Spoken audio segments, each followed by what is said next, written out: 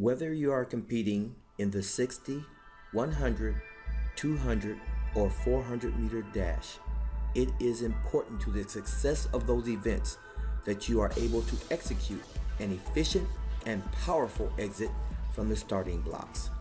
The purpose of this tutorial is to provide you with the basic skill sets to significantly improve your accelerations from the starting blocks and ultimately your speed down the track. Hi, I'm Coach Ronnie Harrison, head coach for track and field and cross country here at Portland State University in Portland, Oregon. Today, I would like to share some ideas that I think will improve your execution from the starting blocks. Fortunately, these skills can be obtained by skillful, progressive, as well as detailed coaching, or through individual, persistent, and consistent hard work. For the fulfillment of the desired outcomes here, and possibly to save time and/or money by not having to hire a coach, let's train ourselves. Okay, first, let's educate ourselves on which biomotor abilities. First, let's get rid of that word and replace it with sprint skills. Okay, so what sprint skills must be improved in order for us to go faster?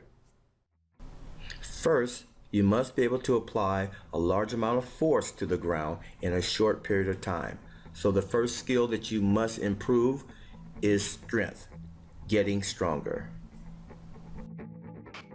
This could include any number of weightlifting or weight-bearing exercises. Olympic lifting is an absolute necessity. These would include clean pulls. They would include your standard bench pressing exercises, the use of cable exercises to specifically target your interior muscle group, and various types of deep squats, and an assortment of core strengthening protocols that are more commonly referred to as ab work. Other examples of strength training that would fit into this category that you might do on the track or outside the weight room could be sled pulling, running stairs, or running hills. Next, there's speed. Speed out the blocks, speed down the straightaway, speed around the curve, and speed maintenance on the straight to carry you through to the finish line. Endurance is a skill needed regardless of the event distance. Improving this biomotor ability will allow you to maintain a higher percentage of your top speed, as well as extending your speed maintenance further.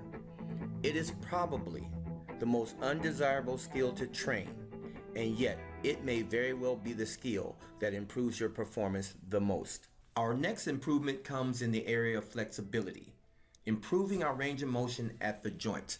I consider it the ingredient that makes all the other skills work at their very best. For without this improvement, running at your optimum stride length is impossible, or at least impossible on a consistent basis. Most of flexibility involves stepping over something, around something, or under something. I like to use hurdle mobility drills, such as hurdle walkovers, to improve the range of motion through the hips. Our final biomotor ability, or sprint skill, is coordination.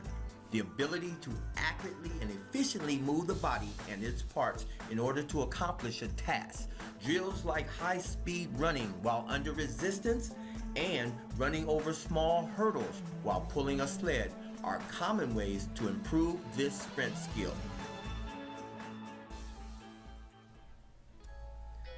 Before we head out to the track, let's talk about leg length, as it is a crucial element to improving our efficiency on the track.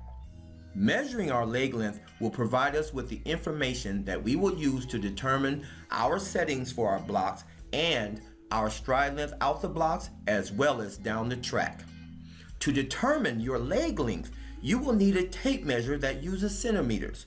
You will measure from the floor to the crest of your trochanter, or that bone you feel with your fingers when you move your leg back and forth across your body.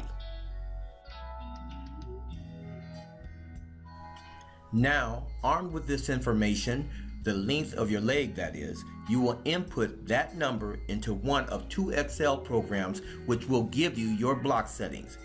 These programs are very easy to use. You simply input your leg length and it will automatically calculate the distance from your rear block to the front block and from the front block to the starting line.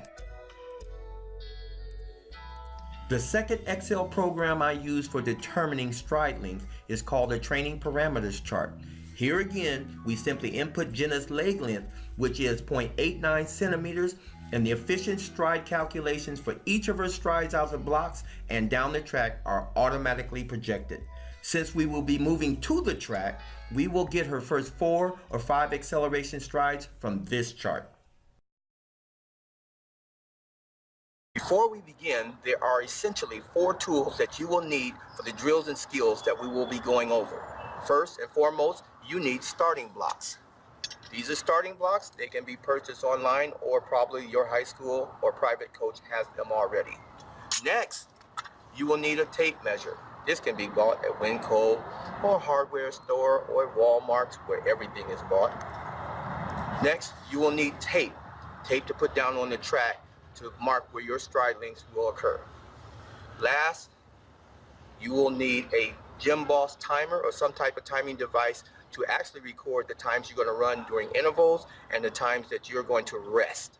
So now, knowing her true block settings, which are based on her leg length as opposed to her shoe length, Jenna is able to set her blocks and begin working towards a faster, more efficient, and consistent acceleration that will over time enable her to produce the desired results she's always dreamed of.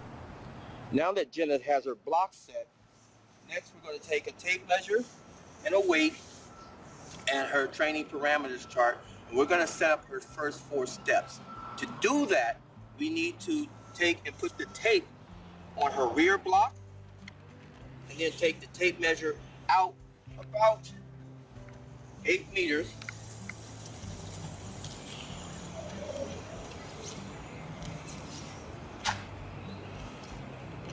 Right about there, so that we can get her first 4 stride lengths out of the blocks. Next, using the stride lengths, which are based on Jenna's leg length, using the stride length marks off the training parameters chart, we will set down her first 4 strides that she will work on out the blocks. Her first stride is 1.21 meters. We'll place a piece of tape there. This is where her rear foot will hit coming out the blocks. We will then set down her next 3 strides accordingly. 237, 363, 5 meters, and 6 meters 46.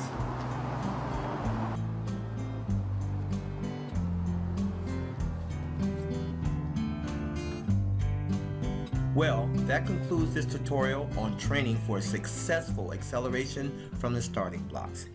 I hope you'll take with you that becoming a better sprinter means many hours of patient and consistent repetitive tasks. My best athlete in 5 years of training was only able to execute 5 outstanding strides from the blocks, but overall became one of the best collegiate athletes in the country. Please remember the 5 sprint skills, or biomotor abilities, that you must concentrate on in your training: strength, speed, endurance, flexibility, and coordination. A word of caution: do not work on them separately throughout the year, but carefully place them in every week of training that you write. Thanks for your attention and all the best in your pursuit of speed. And as always, never let up.